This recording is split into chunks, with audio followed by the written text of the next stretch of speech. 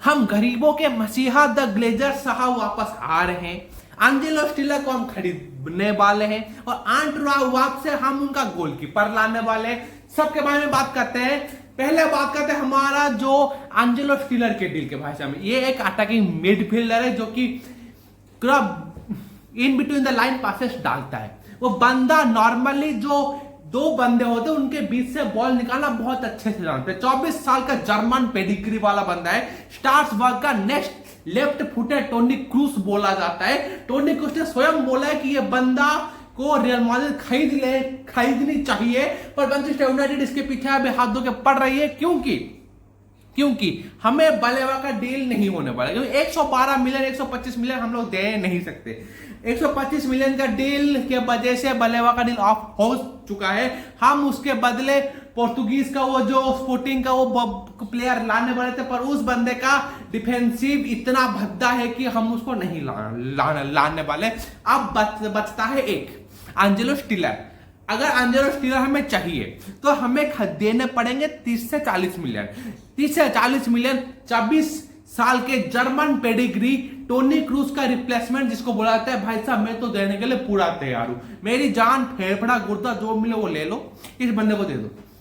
मतलब इस बंदे का अगर तुम कंपाइलेशन देखोगे, ये बंदा गोल्स में कन्वर्जन इतना उसका नहीं होता, पर इस बंदे को बॉल रखना आता है, बॉल रख के वो गेम चलाना आता है, मिडफील्ड को डिटेक्ट करना आता है। जो काम हैरी मैग्वायर डिफेंस में करता है वो काम ये बंदा मिडफील्ड में कर सकता है। इमेजिन कर सकते हो कि 4 बंदों का स्क्वाड वो लेके चलेगा, Angelo Stiller alongside with Bruno Fernandes और कोबी मेनो और मेसन माउंट। इस तरफ तुम्हारा डियागो लियोन और पैट्रिक डोरगू, और इस तरफ तुम्हारा अमाद डियालो जैसे पासर्स को वो बंदा डिटेक्ट कर सकता है। मींस उसके पैर से पासेस निकलेंगे, डिफेंस से बॉल वो कलेक्ट करेगा, कलेक्ट करने के बाद वो बॉल डिस्ट्रीब्यूट करने वाला है। Can you imagine?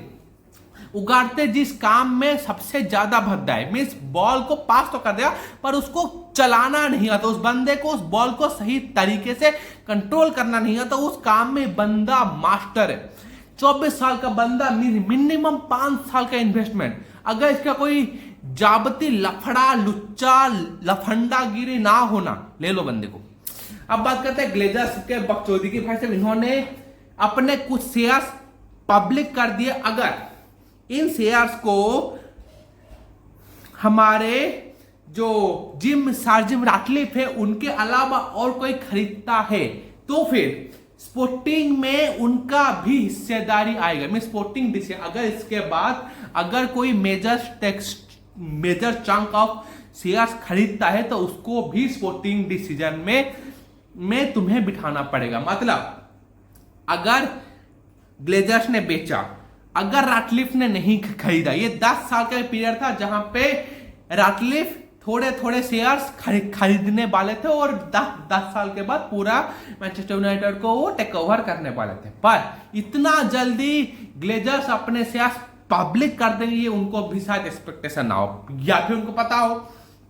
पर अगर कोई थर्ड पार्टी इसको खरीदता है, मींस मेजर चंक खरीदता है, खरीदने के बाद तो फिर ऐसा स्पोर्टिंग डिसीजन, मींस आज स्पोर्टिंग डिसीजन अभी सिर्फ राटक्लिफ हेड है, अगर इसके बाद उसको भी तुम्हें इन्वॉल्व करना पड़ेगा। शायद अभी फिर से वो जो तेल के कुएं वाली बात आ रही है, जो कि नहीं होने वाला, क्योंकि उस बंदे को इन्वॉल्व होना होता तो कब का हो चुका होता। अगर उसको खरीदना होता तो वो खरीद चुका होता। वो बस बकचोदी कर रहा है, उसका कोई काम नहीं है।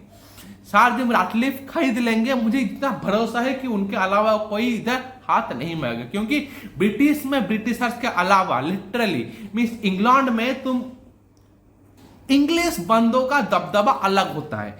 वहां पे तुम मार्केट में जाओगे में स्टॉक मार्केट में, तुम वहां पे सर जिम राटक्लिफ के आगे किसी और को खड़ा कर दोगे तो वो बंदा खरीद नहीं पाएगा वो शेयर, वो ऐसे कांड कर देंगे उसके साथ।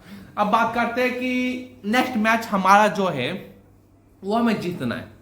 कुछ भी करो, गिरो पड़ो मरो, रहो ना रहो, खत्म हो जाओ, तुम लोगों ने जो गेम दिखाया उस गेम स्टाइल में उसी गेम को वैसे ही खेलते हुए तुम्हें वो जीतना पड़ेगा। अगर नहीं जीतते हो तो फिर तुम 15 से गिर के 17वें कि 18वें पोजीशन में घसीटे जाओगे। और जो जिस तरीके से नीचे वाली टीमें खेल आ रही है, स्टार्स मीन सनडरलैंड बर्नली जैसे टीम, भाई साहब जिस तरीके का गेम प्ले किया, सनडरलैंड ने रिजल्ट निकाले पर बर्नली ने खेला अच्छा था। अब बात करते हैं गोल, हमें भूल गया था वो गोलकीपर।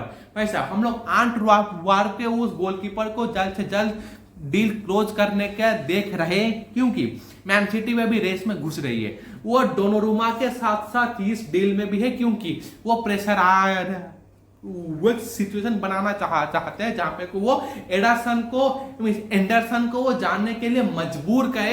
जब वो चला जाए तो उनके पास एक ऑप्शन हो कि हाँ मेरे पास ये बंदा है जो कि और 5 साल मुझे दे सकता है। मींस इसके नेक्स्ट ईयर पे गार्डियोला चला जाएगा। अगर वो लिटरली एक रिप्लेसमेंट के तरीके से एक literally solid team next manager को नहीं देते, वो नेक्स्ट 4 से 5 साल नहीं घसीट पाएगा। उनका भी कंडीशन वैसा होगा जो कि अभी न्यूकासल यूनाइटेड का हुआ है। मैन सिटी प्रोजेक्ट उतना अच्छा नहीं है, वहां पे Pep Guardiola is the face. Pep Guardiola के वजह से उनका प्रोजेक्ट चल रहा है। जो भी बोलो, पेप गार्डियोला के बिना इनका टीम का कोई फेस बचा नहीं है। इस बंदे के वजह से ये लोग सब बेच रहे हैं। भाई साहब लिटरली अभी ये जो स्क्वाड है ना, इस स्क्वाड को अगर तुम्हें रखना है तुम्हें और इन्वेस्टमेंट करने पड़ेंगे। जब इन्वेस्टमेंट होंगे तो लिटरली इनका स्क्वाड और एनरिच होगा। मीन 4 से 5 साल नेक्स्ट मैनेजर को मिल जाएगा कि वो अपना एक आइडेंटिटी बना ले। आइडेंटिटी बनाने के बाद वो लिटरली उस रेन को कंटिन्यू कर पाएगा। वीडियो को बंद करते हैं। Bye bye, tata see you. पसंद आया तो सब्सक्राइब करो, लाइक करो, कमेंट करो।